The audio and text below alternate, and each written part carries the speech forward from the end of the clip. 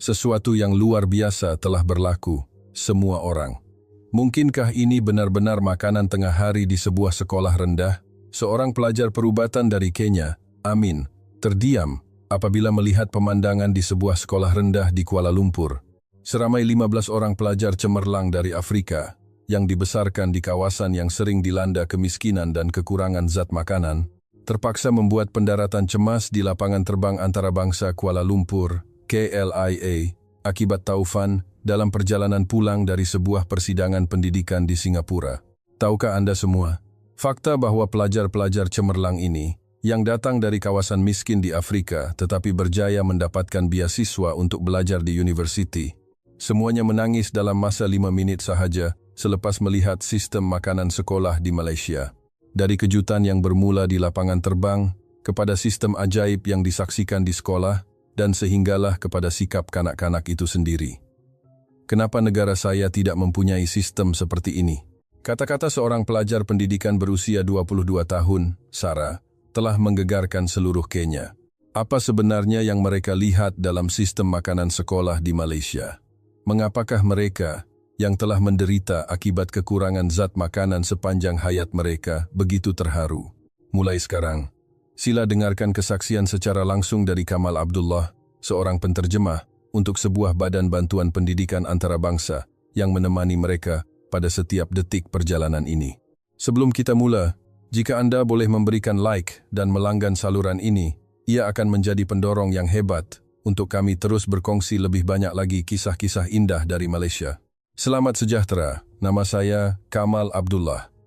Saya telah bekerja sebagai penterjemah dalam bidang bantuan pendidikan antarabangsa selama 12 tahun yang lalu. Saya telah terlibat dalam program sokongan pelajar untuk negara-negara Afrika dan telah bertemu dengan ramai anak muda yang cemerlang. Namun, pengalaman pada bulan Oktober tahun lalu kekal sebagai kenangan yang paling mendalam sepanjang hidup saya.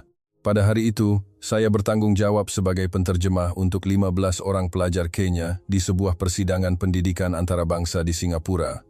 Mereka semua adalah anak muda berusia antara 18 hingga 22 tahun, berasal dari kawasan miskin tetapi cemerlang dalam pelajaran, sehingga berjaya mendapatkan beasiswa untuk belajar di Fakulti Perubatan dan Pendidikan. Terdapat Amin, seorang pelajar perubatan berusia 22 tahun yang menjadi ketua kumpulan, Sarah dari Fakulti Pendidikan, Fatima yang mempelajari pemakanan, Daniel yang mengambil jurusan kesehatan awam, dan Grace yang bercita-cita menjadi seorang guru. Mereka semua adalah anak muda yang hebat dengan keazaman yang kuat untuk menyumbang kepada pembangunan negara mereka pada masa hadapan. Ramai di antara mereka mempunyai pengalaman pahit semasa zaman kanak-kanak, di mana mereka hanya dapat makan sekali sehari untuk tempoh yang berpanjangan. Walaupun mereka dapat bersekolah, belajar dalam keadaan lapar adalah perkara biasa. Akibatnya, mereka sukar untuk menumpukan perhatian, dan pelajaran mereka sering terjejas. Walaupun begitu, dengan semangat yang membara untuk pendidikan dan usaha yang luar biasa, mereka berjaya memenangi beasiswa dan mendapat peluang untuk belajar di university. Di persidangan itu, mereka membentangkan tentang sistem pendidikan di negara masing-masing dan berbincang dengan penuh semangat tentang kepentingan makanan sekolah. Di Kenya, sistem makanan sekolah masih belum dibangunkan sepenuhnya, dan disebabkan kekurangan budget kerajaan, ramai kanak-kanak terpaksa belajar dalam keadaan kekurangan zat makanan. Pelajar-pelajar ini, yang juga pernah mengalami masalah ini, sedang mempertimbangkan pelbagai pelan penambahbaikan untuk menyelesaikannya. Amin, sebagai seorang pelajar perubatan, membentangkan data saintifik tentang betapa seriusnya kesan kekurangan zat makanan terhadap perkembangan otak kanak-kanak. Sarah, dari perspektif pendidikan, menunjukkan melalui statistik bahwa kelaparan mengurangkan kecekapan pembelajaran secara mendadak. Fatima, menggunakan kepakaran pemakanannya, sedang mengkaji cara untuk menambah baik keseimbangan nutrisi, walaupun dengan budget yang terhad. Mereka dijadwalkan untuk terbang pulang dari Singapura ke Kenya, tetapi pada hari pelepasan, sebuah taufan besar yang terbentuk di Teluk Benggala sedang bergerak ke utara, betul-betul menghalang laluan penerbangan mereka. Ia adalah salah satu taufan terkuat yang pernah direkodkan, dengan kelajuan angin maksimum 65 meter s, menjadikannya keadaan yang sangat berbahaya untuk operasi penerbangan awam. Pesawat itu sudah pun terbang di atas Selat Melaka, tetapi dinilai terlalu berbahaya untuk meneruskan perjalanan. Oleh itu, keputusan dibuat untuk membuat pendaratan cemas di lapangan terbang antarabangsa Kuala Lumpur, KLIA, lapangan terbang yang paling selamat dan serba lengkap di rantau itu. Apabila mendengar pengumuman daripada kapten, para pelajar pada mulanya berasa keliru dan bimbang. Pengetahuan mereka tentang Malaysia hanyalah terhad kepada nama-nama syarikat seperti Petronas dan Proton, dan ia adalah sebuah negara berbilang kaum yang pesat membangun selepas kemerdekaan. Dari perspektif Afrika, ia adalah sebuah negara yang jauh di Asia Tenggara, dan mereka tidak mempunyai sebarang perasaan mesra yang khusus terhadapnya. Beberapa orang pelajar mula menunjukkan kebimbangan yang serius. Bagaimana dengan kos menukar tiket penerbangan untuk penginapan yang tidak dirancang ini? Siapa yang akan menanggung kos hotel? Adakah bahasa Inggris difahami di sana? Ini adalah antara kebimbangan mereka. Terutamanya bagi pelajar yang bergantung pada beasiswa, perbelanjaan yang tidak dijangka boleh menjadi beban yang besar. Daniel, contohnya, juga menghantar wang kepada keluarganya dan benar-benar bimbang kerana dia tidak mempunyai wang tambahan untuk dibelanjakan. Saya dihubungi secara tiba-tiba pada petang itu. Sebuah pertubuhan bantuan pendidikan antarabangsa meminta saya untuk menjadi penterjemah dan pemandu pelancong kecemasan kerana lawatan yang tidak dijangka ke Malaysia. Atas permintaan syarikat penerbangan, mereka mahu saya memberikan sokongan penuh agar para pelajar dapat tinggal dengan selesa dan selamat. Saya bergegas ke KLIA untuk menyambut para pelajar ini. Semasa menunggu di balai ketibaan lapangan terbang, saya berasa sedikit bimbang. Jelas sekali mereka akan berasa tidak selesa dengan perubahan rancangan yang mendadak, dan saya bimbang mereka akan mendapat tanggapan pertama yang buruk tentang Malaysia. Saya tidak tahu apa-apa prasangka yang mungkin dimiliki oleh pelajar Afrika tentang Malaysia, dan saya tidak pasti bagaimana cara terbaik untuk berinteraksi dengan mereka. Walau bagaimanapun, apabila pintu pagar ketibaan dibuka dan para pelajar melangkah keluar, riak wajah mereka berbeza daripada apa yang saya jangkakan. Daripada rasa tidak selesa atau keliru, wajah mereka dipenuhi dengan rasa terkejut dan kagum. Mereka kelihatan seolah-olah telah tersesat ke sebuah bandar futuristik. Amin, yang pertama kali keluar, terus berkata kepada saya sebaik sahaja melihat saya, lapangan terbang ini sungguh menakjubkan. Jauh lebih moden dan bersih berbanding lapangan terbang Nairobi di Kenya. Ia sebersih hospital, dan pada masa yang sama, ia cantik seperti sebuah karya seni yang gergasi. Sambil memandu mereka, saya bertanya dengan berhati-hati apa yang membuatkan mereka begitu terkejut. Perkara pertama yang disebut ialah sistem imigresen automatik. Di Kenya, adalah perkara biasa untuk beratur selama 2 hingga 3 jam di kaunter imigresen dan sikap kaki tangan tidak selalunya mesra. Tetapi di sini, proses itu selesai dalam beberapa menit sahaja menggunakan mesin. Sokongan pelbagai bahasa pada skrin adalah sempurna dan arahan dalam bahasa Inggris lebih mudah difahami berbanding di lapangan terbang negara mereka sendiri. Sarah amat terharu. Penerangan pada skrin seolah-olah dibuat khas untuk kami. Kemana harus dilihat? Apa yang perlu dilakukan? Apa yang akan berlaku seterusnya? Semuanya jelas dan mesra, katanya. Selain kemudahan penggunaan sistem, mereka tersentuh dengan tahap keprihatinan yang mendalam terhadap warga asing. Semasa proses mengambil bagasi, para pelajar terus meluahkan rasa kagum mereka.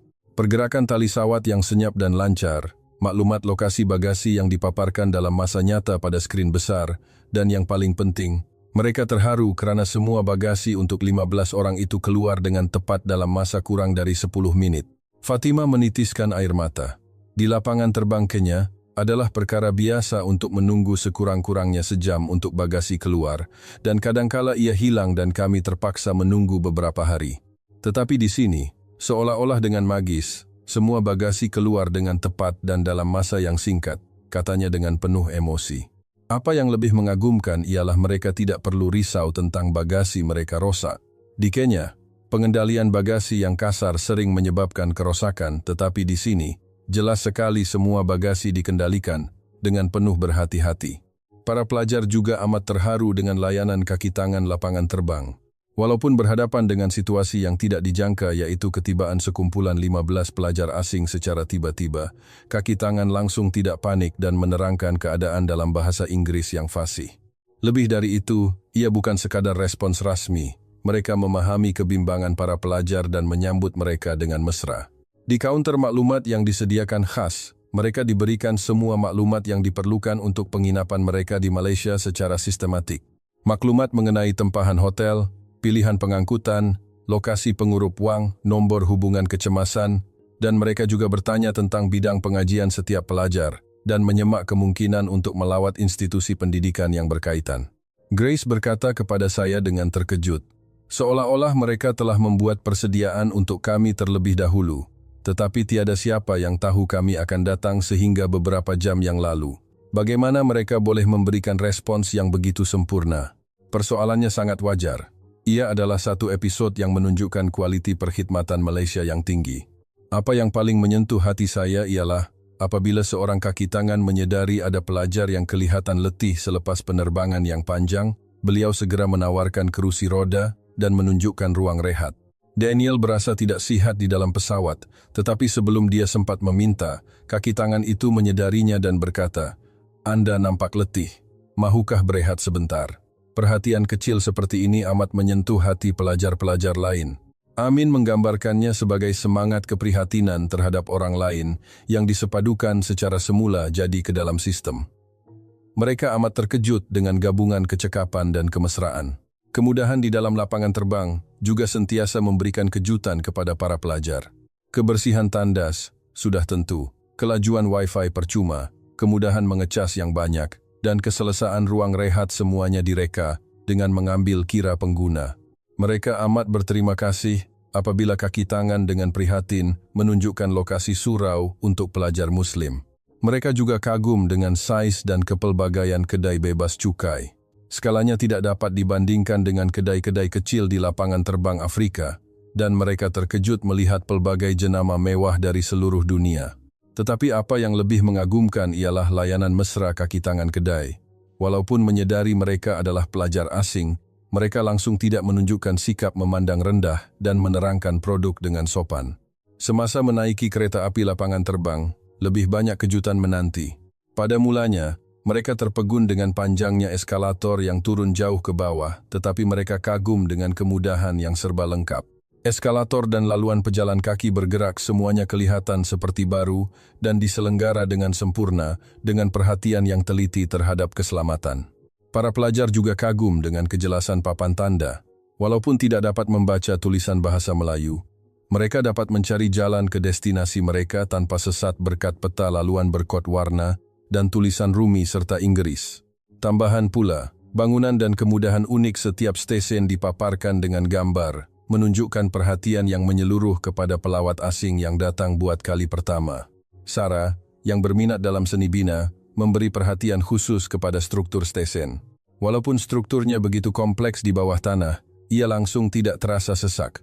Penggunaan pencahayaan, reka bentuk ruang, dan peredaran udara semuanya dikira dengan teliti, katanya dengan penuh kagum. Pelajar-pelajar lain juga terkejut dengan persekitaran yang selesa, yang membuatkan mereka lupa bahwa mereka berada di bawah tanah. Saat mereka menaiki KLIA Express, kejutan terakhir di lapangan terbang tiba.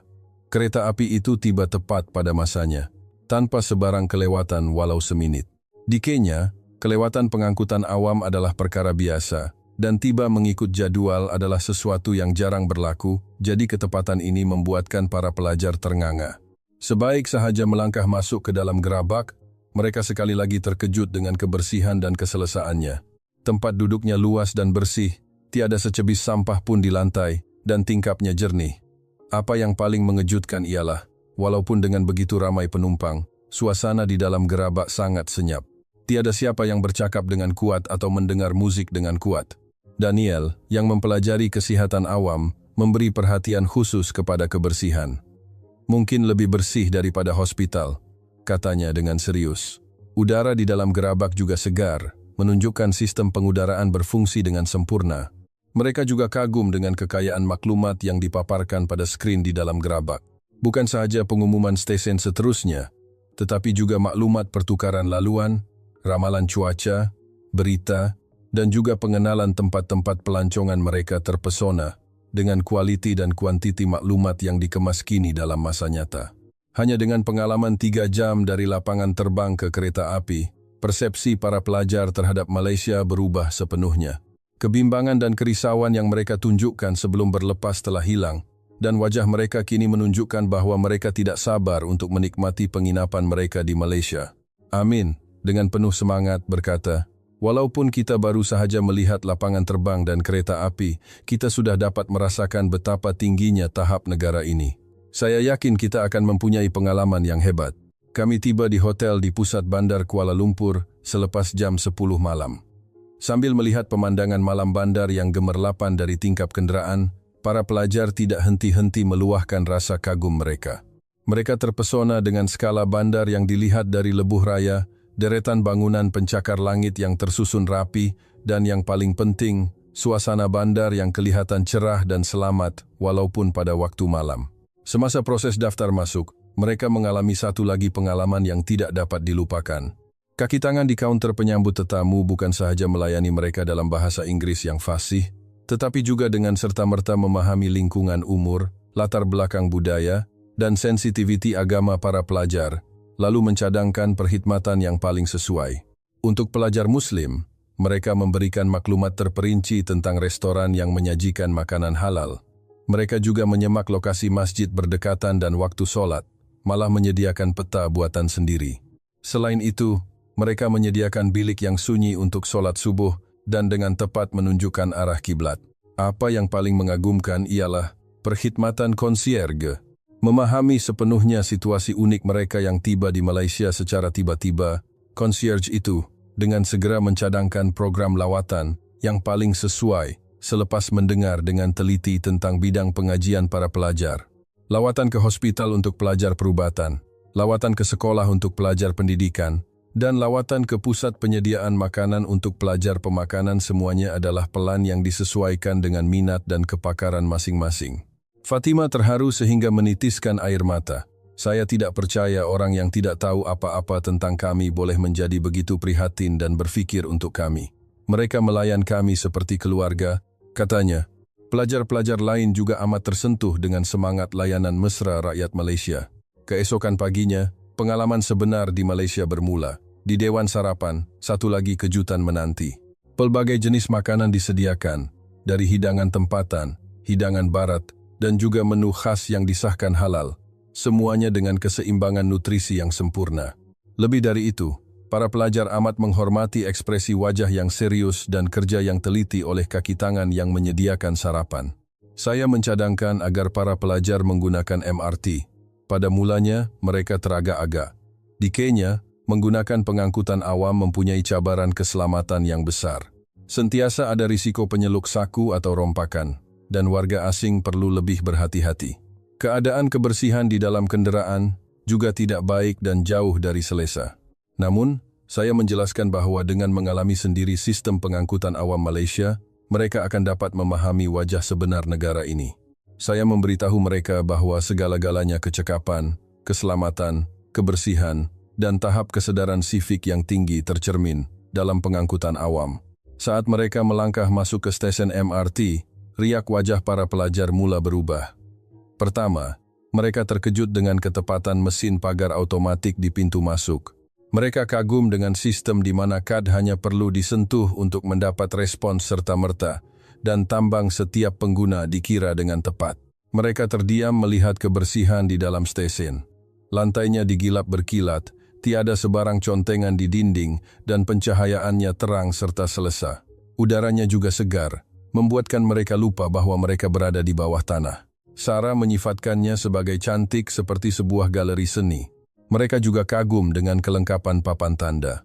Bukan sahaja ia ditulis dalam bahasa Melayu dan Inggris, tetapi peta laluan berkod warna, panduan kemudahan stesen, dan juga bangunan utama di atas tanah dipaparkan dengan terperinci. Para pelajar meluahkan rasa terima kasih yang mendalam atas keprihatinan yang memastikan warga asing yang datang buat kali pertama tidak akan sesat. Mereka juga terkejut dengan banyaknya lift dan eskalator. Reka bentuk mesra orang kurang upaya dilaksanakan secara menyeluruh, memastikan semua orang termasuk pengguna kerusi roda, warga emas, dan mereka yang membawa bagasi berat dapat menggunakannya dengan selesa. Daniel dari perspektif kesehatan awam, terharu dan berkata, Ini adalah bukti bahwa seluruh masyarakat mempunyai semangat untuk mengambil berat terhadap golongan yang lemah. Semasa menunggu kereta api di platform, para pelajar memerhatikan tingkah laku orang ramai. Walaupun pada waktu puncak pagi dengan ramai orang, semua orang secara semula jadi beratur dalam barisan. Tiada tolak-menolak, tiada memotong barisan. Mereka menunggu kereta api dengan teratur. Amin amat terharu melihat pemandangan orang ramai beratur dengan kemas dalam dua barisan mengikut garisan yang dilukis di lantai. Tiada siapa yang memaksa mereka, tetapi semua orang secara sukarela mematuhi peraturan. Inilah masyarakat yang benar-benar bertamadun, katanya. Apabila kereta api tiba, mereka menyaksikan satu lagi adegan yang mengharukan. Sebelum pintu dibuka, orang ramai secara semula jadi berpecah ke kedua-dua belah. Mereka menunggu dengan sabar, memberikan ruang yang cukup untuk penumpang yang turun. Selepas semua orang turun, mereka menaiki kereta api dengan teratur tetapi cekap. Ia kelihatan seperti menonton tarian yang indah. Sarah menitiskan air mata. Saya tidak percaya ada masyarakat di mana semangat keprihatinan terhadap orang lain begitu tertanam secara semula jadi. Bagi saya, yang mempelajari pendidikan, tiada hasil pendidikan insaniah yang lebih indah daripada ini, katanya dengan penuh emosi. Sebaik sahaja melangkah masuk ke dalam gerabak, mereka sekali lagi terkejut dengan kebersihan dan kesunyiannya. Tiada kotoran pada tempat duduk, dan lantainya dibersihkan dengan sempurna. Tiada sebarang contengan atau kemudahan yang rosak. Apa yang paling mengagumkan ialah, walaupun dengan begitu ramai penumpang, suasana di dalam gerabak sunyi seperti di perpustakaan. Ramai penumpang sedang membaca. Para pelajar amat kagum melihat orang ramai membaca pelbagai buku dengan tekun, dari buku perniagaan hingga buku akademik. Mereka menggunakan masa perjalanan untuk pembangunan diri. Semangat belajar yang tinggi inilah yang menyokong pembangunan negara, kata Fatima, dengan penuh kagum. Terdapat juga ramai penumpang yang menggunakan telepon pintar mereka, tetapi tiada seorang pun yang mengeluarkan bunyi. Sama ada bermain permainan atau menonton video, semua orang menggunakan fon telinga. Para pelajar kagum dengan kesedaran untuk tidak mengganggu orang lain yang telah tertanam sepenuhnya. Momen yang paling mengharukan ialah apabila seorang wanita hamil menaiki kereta api di stesen seterusnya. Walaupun perutnya belum begitu kelihatan, beberapa orang serta-merta berdiri untuk menawarkan tempat duduk mereka. Mereka terdiri daripada pelbagai peringkat umur dan jantina, tetapi semua orang secara semula jadi menunjukkan kebaikan hati. Apa yang amat berkesan ialah adegan seorang pelajar sekolah menengah menawarkan tempat duduknya. Walaupun kelihatan letih belajar, dia berdiri dengan senyuman dan berkata, "Silakan duduk." Sikap ini amat menyentuh hati para pelajar. Jelas sekali tindakannya datang dari kebaikan hati yang tulus, bukan paksaan. Selepas itu, seorang warga emas yang menggunakan tongkat menaiki kereta api. Kali ini, seorang lelaki pertengahan umur berpakaian pejabat segera menawarkan tempat duduknya dan penumpang lain membantu memegang barang-barangnya. Para pelajar terdiam melihat adegan seperti ini berlaku secara rutin, bukan sebagai sesuatu yang istimewa. Amin, sambil menahan air mata, berkata kepada saya, "Selama 20 tahun saya hidup, ini adalah kali pertama saya melihat masyarakat yang begitu indah. Terdapat budaya di mana orang secara semula jadi mengambil berat terhadap orang lain. Inilah kekayaan yang sebenar, bukan?" Pelajar-pelajar lain mengangguk setuju dan ada di antara mereka yang sebak. Kami tiba di destinasi kami, sebuah sekolah rendah. Ia adalah sekolah kebangsaan pusat bandaraya, sebuah sekolah kerajaan yang biasa. Namun, dari saat mereka melangkah melepasi pintu pagar sekolah, ia adalah satu siri kejutan bagi para pelajar. Pertama, mereka terpukau dengan keindahan dan kebersihan bangunan sekolah. Bangunan itu tidak baru, tetapi ia diselenggara dengan sempurna dan mempunyai martabat seperti sebuah museum. Di pintu masuk utama, hasil kerja murid-murid dipamerkan dengan kemas. Dari kaligrafi hingga kraft tangan, setiap satu dipamerkan dengan teliti, menunjukkan dasar pendidikan yang menghargai kreativiti kanak-kanak. Koridor dan bilik darjah juga tersusun rapi, menjadikannya persekitaran pembelajaran yang ideal. Guru besar dan Cikgu Salma, guru pemakanan, menyambut kami dengan mesra. Walaupun permohonan lawatan dibuat secara tiba-tiba, mereka dengan senang hati menerimanya dan bersetuju untuk menerangkan sistem makanan sekolah secara terperinci. Kata-kata guru besar, pendidikan tidak mengenal sempadan. adalah satu penghormatan bagi kami untuk berkongsi pendidikan Malaysia dengan pelajar-pelajar cemerlang dari Afrika, amat menyentuh hati para pelajar. Pertama sekali, kami dibenarkan melawat dapur penyediaan makanan. Sebelum masuk ke dapur, semua orang memakai kot putih, penutup kepala, dan pelitup muka, serta mencuci tangan dan menggunakan cecair pembasmi kuman dengan teliti. Ketegasan pengurusan kebersihan seperti ini membuatkan para pelajar terpegun dari awal lagi. Saat mereka melangkah masuk ke dapur, para pelajar terdiam. Kebersihan dan kelengkapan kemudahannya jauh lebih bersih daripada restoran atau hospital paling mewah di Kenya. Meja penyediaan keluli tahan karat digilap berkilat, dan lantai serta dindingnya dibersihkan dengan sempurna. Sistem pembersihan udara juga dipasang, mewujudkan persekitaran yang hampir steril. Semua tukang masak memakai pakaian seragam putih bersih, dengan penutup kepala dan pelitup muka dipakai dengan sempurna.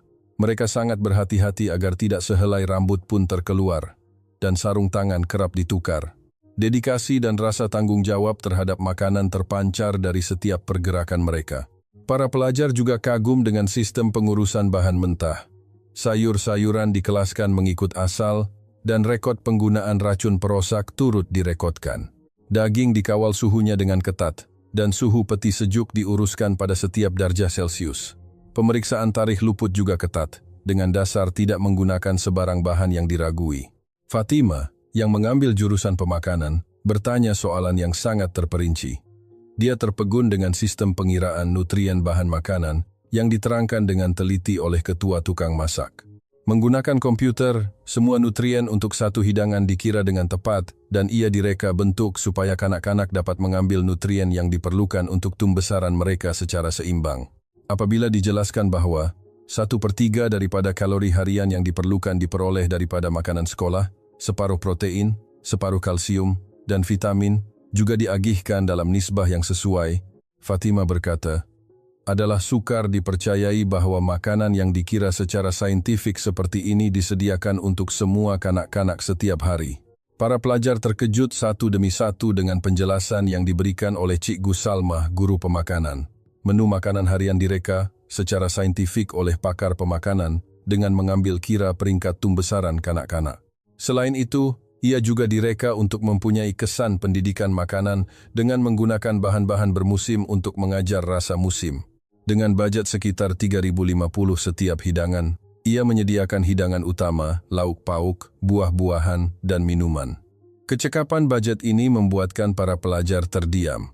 Ini karena di Kenya, untuk menyediakan hidangan yang sama, kosnya sekurang-kurangnya 7.1 situ atau lebih. Apa yang lebih mengejutkan ialah menu individu untuk alahan. Menu khas disediakan setiap hari untuk menangani alahan terhadap 27 jenis bahan makanan seperti telur, produk tenusu, gandum, udang, dan kacang tanah. Pakar pemakanan mencipta menu secara individu untuk setiap kanak-kanak yang mempunyai alahan dan tukang masak menyediakannya dengan penuh berhati-hati. Cikgu Salmah menunjukkan menu sebenar untuk alahan. Rupa dan rasanya direka agar tidak berbeza dengan makanan biasa. Dengan mengambil kira agar kanak-kanak yang mempunyai alahan dapat menikmati makanan mereka dengan gembira seperti kanak-kanak lain. Sarah menitiskan air mata melihat keprihatinan yang begitu halus. Di Kenya, kanak-kanak yang mempunyai alahan tidak boleh makan di sekolah. Mereka terpaksa membawa bekal dari rumah atau tidak makan langsung. Tetapi di sini, tiada seorang pun yang ketinggalan. Semua kanak-kanak dapat menikmati makanan secara sama rata dan selamat, katanya dengan penuh emosi. Semasa lawatan ke proses memasak, terdapat lebih banyak kejutan. Proses mencuci sayur sahaja mempunyai 3 peringkat untuk membuang sepenuhnya kotoran dan benda asing. Pisau untuk memotong daging dan sayur diasingkan sepenuhnya untuk mengelakkan pencemaran silang. Suhu memasak juga dikawal dengan ketat untuk menghapuskan sepenuhnya risiko keracunan makanan. Proses merasa makanan juga mengagumkan. Ketua tukang masak sendiri merasa semua hidangan, memeriksa dengan teliti tahap kemasinan, kemanisan, dan juga tekstur. Semangat untuk menyediakan rasa yang terbaik untuk kanak-kanak terpancar dari setiap pergerakannya. Waktu makan tengah hari bermula. Apabila kami dibawa ke kelas darjah 4, para pelajar terpegun melihat tingkah laku kanak-kanak. Pertama, semua orang mencuci tangan dengan teliti dan menggunakan cecair pembasmi kuman. Tahap kesadaran kebersihan yang tinggi ini amat mengagumkan Daniel yang mempelajari kesehatan awam. Kanak-kanak yang bertugas menghidang makanan, memakai apron, penutup kepala, dan pelitup muka, dengan cekap menyediakan hidangan. Setiap seorang memahami sepenuhnya peranan mereka, dan tiada pergerakan yang sia-sia. Mereka bekerja sama antara satu sama lain untuk menyelesaikan tugas tanpa menunggu arahan daripada guru. Apabila penghidangan bermula, satu lagi pemandangan yang menakjubkan terbentang. Kanak-kanak yang bertugas menghidangkan makanan dengan sopan kepada setiap orang. Mereka juga mengawal kuantiti makanan itu sendiri, bertanya kepada setiap orang sama ada mereka mahu sedikit, biasa, atau banyak. Amin. Sebagai seorang pelajar perubatan, melihat makna yang mendalam dalam pemandangan ini, memberi kanak-kanak hak untuk menentukan kuantiti makanan mereka sendiri. Ini adalah pendidikan penting yang memupuk autonomi, katanya dengan penuh kagum. Sikap kanak-kanak yang menunggu giliran juga sangat mengagumkan. Mereka beratur dengan senyap, dan apabila giliran mereka tiba, mereka tidak tergesa-gesa dan mengucapkan terima kasih kepada kanak-kanak yang bertugas semasa menerima makanan mereka. Budaya mengucapkan terima kasih ini amat menyentuh hati para pelajar. Makanan bermula dengan bacaan doa. Kanak-kanak menadah tangan dan berdoa dengan sepenuh hati. Guru kelas menjelaskan bahwa doa ini mempunyai makna yang mendalam. Ia adalah ungkapan terima kasih kepada tukang masak yang menyediakan makanan, kepada petani yang menanam bahan-bahan, kepada nyawa haiwan dan tumbuhan yang menjadi makanan, dan kepada semua orang. Mendengar penjelasan ini, Sarah tidak dapat menahan air matanya. Budaya bersyukur untuk makanan begitu semula jadi dan mendalam. Ini bukan sekadar makan, ini adalah pendidikan tentang kehidupan dan kesyukuran, katanya dengan penuh emosi. Tingkah laku kanak-kanak semasa makan juga sangat mengagumkan. Mereka makan sambil berbual dengan gembira, tetapi tiada seorang pun yang membazirkan makanan. Walaupun ada makanan yang tidak disukai, ada kanak-kanak yang berkata, "Saya akan coba makan," dan mencobanya sedikit demi sedikit. Pemandangan rakan-rakan saling memberi semangat juga mengharukan. "Saya tidak suka pria, tetapi mari kita potong kecil-kecil dan makan bersama-sama. Kalau awak tidak suka minum susu, minum sedikit demi sedikit pun tidak mengapa," kata mereka antara satu sama lain. Semangat saling menyokong, bukan persaingan, dipupuk secara semula jadi. Adab makan juga sempurna. Makan dengan mulut tertutup tanpa mengeluarkan bunyi, tidak meletakkan siku di atas meja, dan memegang pinggan mangkuk dengan betul. Semua adab asas ini telah dikuasai oleh setiap kanak-kanak. Namun, ia tidak kaku, sebaliknya diamalkan dalam suasana yang semula jadi dan ceria. Apa yang paling mengharukan ialah proses mengemas selepas makan. Kanak-kanak itu sendiri membawa pinggan mangkuk mereka ke tempat basuh dan mengasingkannya dengan kemas. Sisa makanan diletakkan di dalam bekas khas, pinggan mangkuk diasingkan mengikut jenis, dan kotak minuman dibuka, dicuci, dan diletakkan di dalam kotak gitar semula, semuanya disusun dengan sempurna. Proses mengitar semula kotak minuman amat mengagumkan. Kanak-kanak dengan teliti membuka kotak, mencuci bahagian dalamnya, meratakannya, dan meletakkannya di tempat yang ditetapkan. Keprihatinan terhadap alam sekitar telah tertanam secara semula jadi, dan kesadaran untuk membina masyarakat yang mampan dipupuk sejak dari sekolah rendah. Kerja mengelap meja juga mengagumkan. Setiap orang dengan teliti mengelap bukan sahaja tempat duduk mereka sendiri, tetapi juga tempat duduk di sekeliling mereka. Kesadaran bahwa, kerana ini adalah tempat yang kita semua gunakan, kita semua membersihkannya bersama-sama telah tertanam sepenuhnya. Menyusun kerusi, menyapu lantai, dan membersihkan papan hitam, semua tugas ini dilakukan oleh kanak-kanak itu sendiri. Guru hanya memerhati dan jarang memberi arahan. Ini bukan sekadar mengemas. Ia adalah masa pendidikan yang penting untuk memupuk rasa tanggung jawab dan kerjasama. Amin bertanya kepada guru besar, "Mengapakah kanak-kanak ini boleh bertindak dengan rasa tanggung jawab yang begitu tinggi? Adakah guru-guru mengajar mereka dengan tegas?" Jawaban guru besar sangat berkesan. "Kami tidak memberitahu kanak-kanak buat ini. Sebaliknya, kami berfikir bersama-sama tentang mengapa ia penting. Waktu makan bukan sekadar makan. Ia adalah masa pendidikan yang tidak ternilai untuk mempelajari keindahan bekerja sama, kepentingan bersyukur, dan makna memenuhi tanggung jawab." Mendengar kata-kata ini, Sarah, yang mengambil jurusan pendidikan, amat terharu. Tindakan yang berdasarkan pemahaman, bukan paksaan.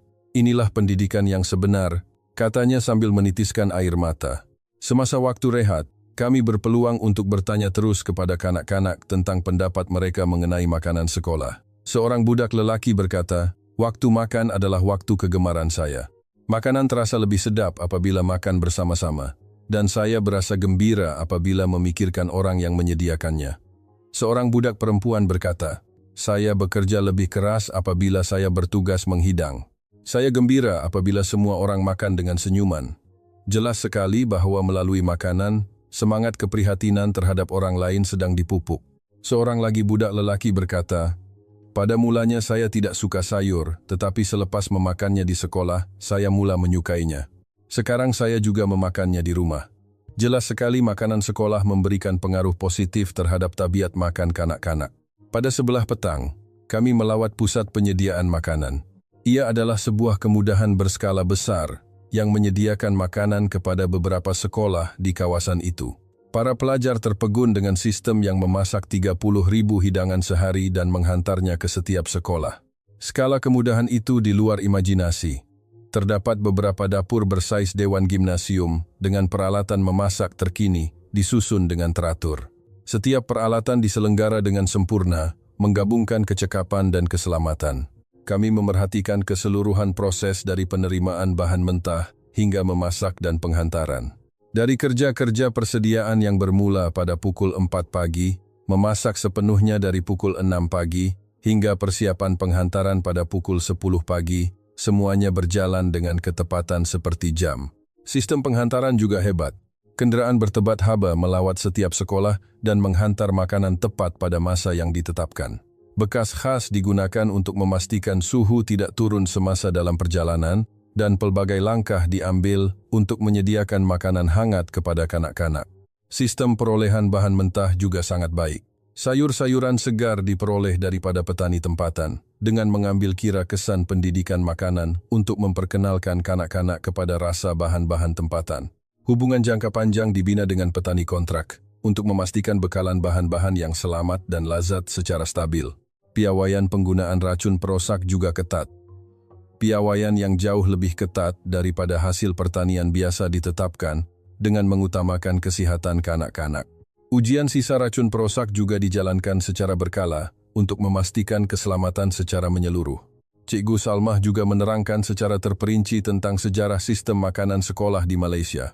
Kami belajar bagaimana makanan sekolah, yang bermula dengan bantuan pada zaman selepas kemerdekaan, telah berkembang dari semasa ke semasa, menjadi sistem yang boleh dibanggakan oleh dunia hari ini. Apa yang amat berkesan ialah bagaimana sistem makanan sekolah diposisikan sebagai sebahagian daripada pendidikan, bukan sekadar penyediaan makanan. Melalui undang-undang seperti Akta Pendidikan, pelaksanaannya diwajibkan di sekolah rendah dan menengah di seluruh negara, menunjukkan bahwa negara bertanggung jawab untuk menyokong kesihatan dan pendidikan kanak-kanak. Keprihatinan terhadap kanak-kanak dari keluarga yang menghadapi masalah keuangan juga sempurna. Walaupun ada keluarga yang tidak mampu membayar yuran makanan, sistem ini memastikan anak-anak mereka dapat menerima makanan yang sama tanpa sebarang perbezaan dengan kanak-kanak lain. Melalui skim bantuan seperti Rancangan Makanan Tambahan, RMT, yuran makanan ditanggung oleh dana awam, dan tiada bebanan dikenakan ke atas kanak-kanak. Dengar cerita ini, Daniel amat terharu. Seluruh masyarakat menyokong kanak-kanak. Sistem yang memastikan jurang ekonomi tidak membawa kepada jurang pemakanan di kalangan kanak-kanak telah diwujudkan, katanya sambil menitiskan air mata. Pada waktu petang, ketika kami meninggalkan sekolah, riak wajah para pelajar telah berubah sepenuhnya. Dari wajah yang penuh dengan rasa ingin tahu pada waktu pagi, ia telah berubah menjadi ekspresi yang dipenuhi dengan kekaguman yang mendalam dan keazaman yang kuat. Setiap seorang daripada mereka memahami makna yang mendalam tentang apa yang mereka lihat hari itu. Sarah berkata kepada saya, "Apa yang kita lihat hari ini bukan sekadar sistem makanan. Ia adalah bukti bahwa seluruh masyarakat benar-benar memikirkan masa depan kanak-kanak dan bertindak secara nyata. Inilah wajah sebenar sebuah negara maju." Fatima, menggunakan kepakaran pemakanannya, menganalisis pengalaman hari itu. Reka bentuk pemakanan berasaskan bukti saintifik, pengurusan kebersihan yang teliti, pengurusan kos yang cekap, dan yang paling penting, sistem komprehensif yang turut mengambil kira kesan pendidikan. Ini adalah sistem yang boleh menjadi contoh kepada dunia. Amin. Sebagai seorang pelajar perubatan, amat kagum dari perspektif perubatan pencegahan, saya sekali lagi menyadari betapa pentingnya pengambilan nutrisi yang betul sejak zaman kanak-kanak untuk kesihatan masa depan. Tahap kesihatan kanak-kanak Malaysia yang tinggi disokong oleh sistem ini. Dalam perjalanan pulang ke hotel, di dalam MRT, perbualan para pelajar berterusan. Kali ini, ia bukan sekadar rasa terkejut, tetapi perbincangan mendalam tentang analisis dan visi untuk masa depan. Setiap seorang daripada mereka berfikir dengan serius tentang bagaimana untuk mengaplikasikan apa yang mereka pelajari hari itu dalam bidang kepakaran masing-masing. Keesokan harinya, kami melawat sebuah pusat pendidikan di Kuala Lumpur. Kami berpeluang untuk belajar secara terperinci tentang penyelidikan berkaitan makanan sekolah dan latihan guru pemakanan. Para pelajar terkejut dengan tahap kepakaran yang tinggi dan komitmen terhadap penambahbaikan berterusan apabila mereka mengetahui bahawa para penyelidik sentiasa menjalankan penyelidikan untuk menjadikan sistem makanan sekolah lebih baik. Semasa lawatan ke kursus latihan guru pemakanan, kami mengetahui betapa tingginya tahap pendidikan yang diterima oleh pakar yang bertanggung jawab terhadap makanan sekolah. Bukan sahaja pemakanan, tetapi juga pendidikan, psikologi, dan kebersihan makanan pengetahuan yang luas diperlukan, dan kami menyadari betapa beratnya tanggung jawab untuk menyokong kesihatan dan tumbesaran kanak-kanak. Kami juga dibenarkan memerhatikan kelas pendidikan makanan. Kanak-kanak belajar secara saintifik tentang nutrisi makanan dan dididik untuk dapat memilih makanan yang sihat dengan sendiri. Para pelajar amat kagum dengan kaedah pendidikan yang membuatkan kanak-kanak memahami secara teori mengapa sayur-sayuran baik untuk badan, bukan sekadar memberitahu mereka untuk makan sayur. Dalam kelas pendidikan makanan yang sebenar, kanak-kanak menanam sayur-sayuran di taman kecil. Dengan mengalami sendiri dari menanam benih hingga menuai, mereka belajar tentang kepentingan makanan secara langsung. Sayur-sayuran yang dituai digunakan dalam makanan sekolah, dan kanak-kanak berkata rasa sayur yang mereka tanam sendiri adalah istimewa. Kami juga memerhatikan kelas memasak. Kanak-kanak sekolah rendah menggunakan pisau dengan selamat untuk memasak dan menunjukkan kerja berpasukan untuk menyiapkan hidangan. Melalui memasak, mereka belajar tentang kepentingan makanan dan memupuk rasa terima kasih kepada orang yang menyediakannya. Pada hari ketiga, kami juga melawat sebuah sekolah rendah di Melaka. Makanan di sana mempunyai ciri yang sedikit berbeza dari Kuala Lumpur, tetapi falsafah asasnya adalah sama. Terdapat usaha untuk menyampaikan budaya melalui makanan, seperti memasukkan hidangan tempatan yang menggunakan produk tempatan dan menyediakan menu yang sesuai dengan acara bermusim. Budaya masakan tempatan Melaka juga dicerminkan dalam makanan sekolah. Cara membuat sambal, hiasan yang mementingkan warna-warni, dan kaedah memasak tradisional warisan budaya makanan Malaysia diterapkan dalam makanan kanak-kanak. Ini bukan sekadar pengambilan nutrisi, ia juga merupakan pewarisan budaya. Di Melaka, kami juga berpeluang mengalami pengalaman melukis batik. Sambil menikmati kuih-muih tempatan, kami belajar tentang semangat layanan mesra rakyat Malaysia. Kami memahami bahawa semangat mengambil berat terhadap orang lain, rasa syukur, dan budaya menghargai keindahan juga mengalir di dasar sistem makanan sekolah. Kami diajar tentang konsep budi bahasa. Kami merasakan bahawa semangat untuk menghargai setiap detik dan setiap pertemuan ini ada di dalam hati semua orang, dari orang yang menyediakan makanan hingga orang yang memakannya. Hari keempat adalah hari terakhir. Sebelum menuju ke KLIA, kami sekali lagi melawat sekolah rendah di Kuala Lumpur dan berpeluang untuk berinteraksi secara langsung dengan kanak-kanak. Para pelajar memperkenalkan budaya Kenya, menggunakan bahasa Inggris yang mudah dan gerak isyarat, manakala kanak-kanak mengajar mereka permainan dan lagu-lagu Malaysia. Walaupun bahasa menjadi penghalang, senyuman dan hati mereka saling berhubung. Ia adalah masa yang indah, di mana rasa ingin tahu yang murni dari kanak-kanak dan hati yang hangat dari para pelajar bertemu. Kami menyadari bahawa walaupun budaya berbeza, keinginan untuk belajar dan keinginan untuk berkembang adalah sama. Kami juga menghabiskan waktu makan tengah hari bersama-sama. Para pelajar makan makanan yang sama dengan kanak-kanak dan sekali lagi terharu dengan kelazatannya. Lebih dari itu, senyuman kanak-kanak dan kata-kata polos mereka seperti sedapnya. Dan alangkah baiknya jika ada makanan sekolah di Afrika juga, terukir mendalam di hati para pelajar. Semasa waktu perpisahan, kami dihadiahkan kad ucapan buatan sendiri oleh kanak-kanak dengan tajuk "Untuk Rakan-Rakan dari Afrika". Setiap seorang telah menulis message. Datanglah ke Malaysia lagi. Alangkah baiknya jika ada makanan sekolah di Kenya juga. Saya mahu belajar bersama-sama.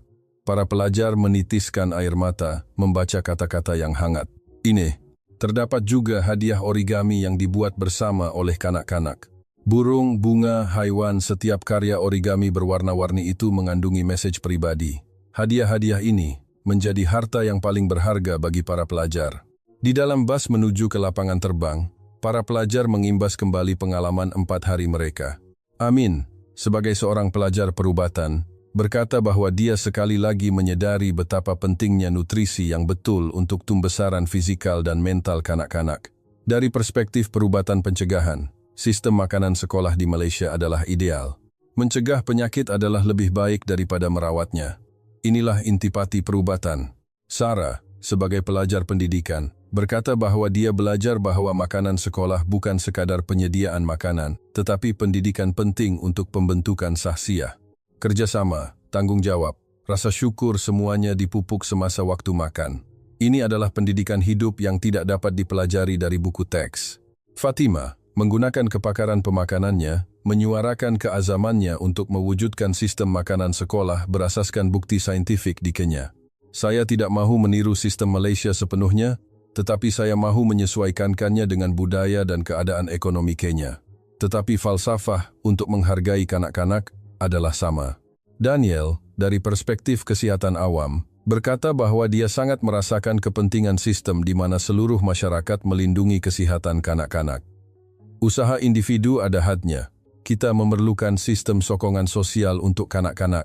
Grace, sebagai bakal guru, berkata bahwa dia amat memahami kepentingan pendidikan makanan, memupuk kemahiran hidup melalui makanan. Inilah bentuk pendidikan yang saya cita-citakan. Pelajar-pelajar lain juga bersemangat untuk menangani pembaharuan berdasarkan sistem Malaysia dalam bidang kepakaran masing-masing. Dari perspektif perubatan, pendidikan, pemakanan, dan kesehatan awam, mereka berfikir dengan serius tentang apa yang boleh mereka lakukan untuk kanak-kanak Kenya. Di Balai Berlepas KLIA, kami mengucapkan selamat tinggal. Para pelajar sebulat suara mengatakan bahwa 4 hari ini adalah pengalaman yang mengubah hidup. Bukan hanya melihat sistem yang canggih, tetapi menyaksikan sendiri budaya di mana seluruh masyarakat menghargai kanak-kanak adalah yang paling berkesan. Amin berucap sebagai wakil, kami datang ke sini dengan niat untuk belajar tentang sistem makanan sekolah di Malaysia. Tetapi apa yang kami pelajari sebenarnya lebih dari itu. Semangat menghargai orang lain, sistem di mana seluruh masyarakat menyokong kanak-kanak, dan sikap untuk terus-menerus melakukan penambahbaikan. Semua ini telah mengubah hidup kami. Ketika pesawat berlepas, sambil melihat pemandangan Malaysia dari tingkap, para pelajar berjanji akan kembali lagi. Kali ini, bukan sebagai pelancong, tetapi sebagai pelatih untuk mengubah sistem pendidikan negara mereka. Mereka berkata mereka mahu datang ke Malaysia untuk belajar dengan lebih mendalam. Sekembalinya ke Kenya, para pelajar dengan segera mula membuat pembentangan tentang sistem makanan sekolah di Malaysia di universiti dan komuniti mereka.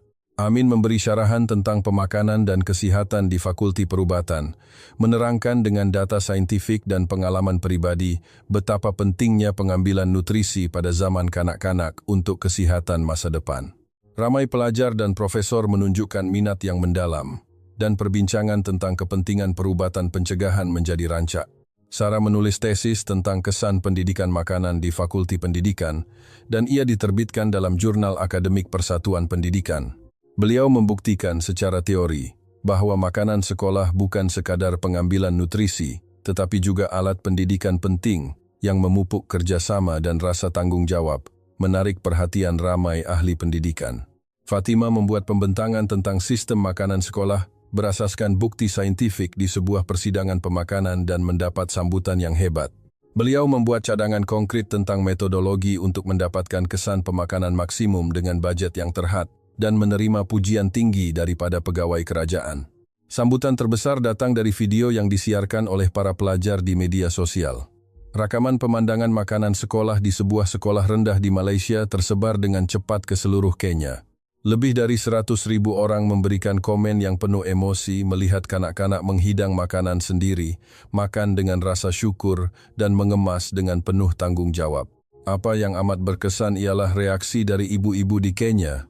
Beribu-ribu komen diterima, seperti, "Saya mahu anak saya menerima pendidikan seperti ini.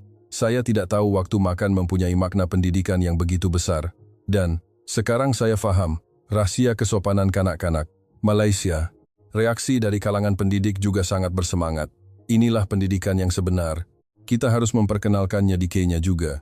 Saya tidak tahu ada kaedah yang begitu berkesan untuk pembentukan sahsiah kanak-kanak.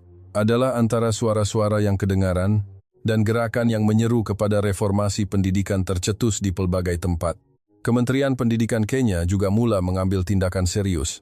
Sebuah pasukan pakar ditubuhkan untuk mengkaji sistem makanan sekolah di Malaysia secara terperinci dan satu siasatan antara disiplin yang merangkumi pakar pemakanan, pendidik, pakar kesihatan awam, dan ahli ekonomi telah dimulakan. Walaupun sukar untuk melaksanakannya di seluruh negara sekaligus kerana kekangan bajet, keputusan rasmi telah dibuat untuk memperkenalkan sistem makanan sekolah sebagai projek perintis di 5 buah sekolah di ibu kota, Nairobi. Badan-badan antarabangsa juga menunjukkan minat yang besar. Program Makanan Sedunia, WFP, Pertubuhan Bangsa-Bangsa Bersatu, memutuskan untuk mengkaji secara terperinci sistem makanan sekolah di Malaysia sebagai model untuk bantuan kepada negara-negara membangun. Ia dijadualkan untuk diperkenalkan kepada seluruh negara-negara Afrika sebagai program komprehensif yang merangkumi bukan sahaja kesan pemakanan tetapi juga kesan pendidikan dan integrasi sosial. UNICEF juga menunjukkan minat dan memulakan projek untuk menganalisis sistem makanan sekolah di Malaysia dari perspektif hak kanak-kanak. Mereka akan mengkaji bagaimana hak setiap kanak-kanak untuk menerima makanan berkhasiat secara sama rata, hak untuk menerima pendidikan, dan hak untuk membesar dengan sihat dijamin oleh sistem makanan sekolah. Pertubuhan Kesihatan Sedunia, WHO, mengiktiraf sistem makanan sekolah di Malaysia sebagai amalan terbaik dunia dan memutuskan untuk membentangkannya di persidangan antarabangsa dan memperkenalkannya kepada negara-negara lain. Ia amat dipuji sebagai sistem yang berkesan untuk mencegah obesiti dan kekurangan zat makanan di kalangan kanak-kanak. Perubahan pada para pelajar juga sangat mengagumkan. Selepas pulang, mereka belajar dengan lebih tekun berbanding sebelum ini. Diilhamkan oleh sikap belajar yang serius dari kanak-kanak yang mereka lihat di Malaysia, penghormatan orang dewasa terhadap kepakaran, dan budaya di mana seluruh masyarakat menghargai pendidikan, mereka memperbaharui keazaman mereka untuk belajar dengan sepenuh hati demi pembangunan negara mereka pada masa hadapan. Amin menumpukan perhatian lebih kepada pengajian perubatannya, terutamanya dalam perubatan pencegahan dan kesihatan awam. Beliau berkata, "Saya mahu mencipta sistem sosial yang mencegah penyakit, bukan merawatnya selepas ia berlaku, dan bercita-cita untuk bekerja di Kementerian Kesihatan pada masa hadapan." Sarah mula mempelajari kedua-dua bidang pendidikan dan pemakanan. Beliau bersemangat untuk meneroka bidang pendidikan baru yang dipanggil pendidikan makanan dan sedang mempertimbangkan untuk melanjutkan pelajaran ke peringkat sarjana di sebuah universiti di Malaysia. Tema tesis sarjananya juga telah diputuskan sebagai kesan pendidikan sistem makanan sekolah dan ia mendapat pujian tinggi daripada penyeliannya. Fatima mendalami penyelidikan pemakanannya dan mula membangunkan menu makanan sekolah saintifik menggunakan bahan-bahan Kenya. Beliau menumpukan perhatian untuk menganalisis secara terperinci nilai pemakanan sayur-sayuran dan bijirin tempatan dan mencipta resipi untuk mendapatkan kesan pemakanan maksimum dengan bajet yang terhad. Daniel, dari perspektif kesihatan awam, mula berusaha untuk menambah baik persekitaran kebersihan di sekolah. Menyedari kepentingan makan dalam persekitaran yang bersih, beliau memulakan projek penambahbaikan kebersihan di kantin universitinya sendiri. 6 bulan kemudian, berita gembira tiba. 5 orang pelajar Amin, Sarah, Fatima, Daniel, dan Grace telah lulus program beasiswa Kerajaan Malaysia dan akan belajar di peringkat sarjana di universiti-universiti di Malaysia mulai tahun depan. Amin diterima masuk ke program sarjana kesihatan awam di Universiti Malaya, Sarah ke program sarjana pendidikan di Universiti Kebangsaan Malaysia, Fatima ke program sarjana pemakanan di sebuah universiti terkemuka, Daniel ke program sarjana kesihatan masyarakat di Universiti Sains Malaysia, dan Grace ke program sarjana pendidikan di Universiti Pendidikan Sultan Idris. Mereka akan belajar di Malaysia selama 2 tahun dan akan mendalami bidang kepakaran masing-masing. Terutamanya mengenai sistem makanan sekolah, Mereka bersemangat untuk belajar bukan sahaja teori, tetapi juga amalan. Program latihan komprehensif telah dirancang, termasuk penyertaan dalam kursus latihan guru pemakanan, latihan amali di pusat penyediaan makanan, dan pemerhatian kelas pendidikan makanan. Pada masa ini, proyek perintis sistem makanan gaya Malaysia telah bermula dengan sepenuhnya di ibu kota Kenya, Nairobi. Pada tahun pertama, ia melibatkan 5 buah sekolah dan kira-kira 2.000 orang kanak-kanak. Walaupun masih berskala kecil, terdapat peningkatan yang jelas dalam status pemakanan dan motivasi belajar kanak-kanak yang mengambil bahagian. Apa yang amat berkesan ialah peningkatan tumpuan belajar kanak-kanak. Selepas mula mengambil nutrisi yang betul, mereka dapat mengekalkan tumpuan walaupun dalam kelas petang, dan peningkatan dalam grade juga dilaporkan. Ibu bapa juga memberikan maklum balas yang positif, seperti, anak saya menjadi lebih proaktif dalam belajar, dan dia mula bersyukur untuk makanan di rumah juga. Penilaian daripada guru-guru juga sangat tinggi, dengan laporan seperti, waktu makan telah menjadi waktu yang paling mendidik, kerjasama dan rasa tanggung jawab kanak-kanak telah meningkat dengan ketara. Dan, bukan sahaja adab makan, tetapi juga adab dalam kehidupan seharian telah menjadi lebih baik. Berikutan kejayaan proyek perintis ini, Kerajaan Kenya secara rasmi memutuskan dasar untuk memperluaskan sistem makanan sekolah secara berperingkat. Dengan matlamat, untuk melaksanakannya di semua sekolah rendah di seluruh negara dalam tempoh 5 tahun, usaha serius telah dimulakan untuk mendapatkan bajet yang diperlukan dan melatih tenaga kerja. Kerajaan Malaysia juga telah menyatakan sokongan aktif. Program kerjasama pelbagai aspek sedang dipertimbangkan, termasuk kerjasama teknikal, pertukaran kaki tangan, dan sumbangan peralatan. Dan ia dijangka akan menjadi model baru untuk kerjasama pendidikan dua hala. Sebagai seorang penterjemah, saya amat terharu menyaksikan semua perubahan ini. Saya tidak pernah membayangkan bahwa pertemuan kebetulan selama 4 hari akan mencetuskan gelombang yang begitu besar dan benar-benar membawa kepada reformasi sistem. Sambil mengiktiraf semula kehebatan sistem makanan sekolah di Malaysia, saya dengan tulus menghormati semangat dan tindakan para pelajar yang bersungguh-sungguh mempelajarinya dan berusaha untuk mengubah negara mereka. Saya mahu terus menyumbang, walaupun dengan cara yang kecil, dalam bidang pertukaran antara bangsa dan persefahaman bersama seperti ini. Saya merasakan bahwa misi saya adalah untuk menyampaikan kebaikan Malaysia kepada dunia dan pada masa yang sama, mewujudkan peluang untuk bakat-bakat cemerlang dari luar negara untuk belajar dari Malaysia. Dan saya yakin bahwa kerjasama antara bangsa yang sebenar adalah untuk menyokong orang-orang yang berusaha untuk mengamalkan apa yang telah mereka pelajari di negara mereka sendiri dan membina masyarakat yang lebih baik. Pendaratan cemas akibat taufan itu adalah hadiah terbaik yang mengubah hidup para pelajar. Kisah yang bermula dari pertemuan kebetulan kini telah menjadi gelombang besar yang mengubah sistem pendidikan kedua-dua negara, dan seterusnya berkembang menjadi gerakan reformasi pendidikan global yang melibatkan badan-badan antarabangsa. Inilah kuasa sebenar pertukaran antara bangsa, dan saya dengan sepenuh hati percaya bahwa inilah keajaiban yang lahir dari interaksi hati antara manusia. Sekian sahaja cerita untuk hari ini. Bagaimana kisah 15 orang pelajar cemerlang dari Kenya yang terpaksa membuat pendaratan cemas di Malaysia akibat taufan dan hidup mereka berubah selepas terharu dengan sistem makanan sekolah? Sila tinggalkan komen sokongan Anda untuk watak-watak utama dalam cerita ini. Jika Anda menyukai cerita ini, sila berikan like dan langgan saluran ini. Terima kasih kerana menonton.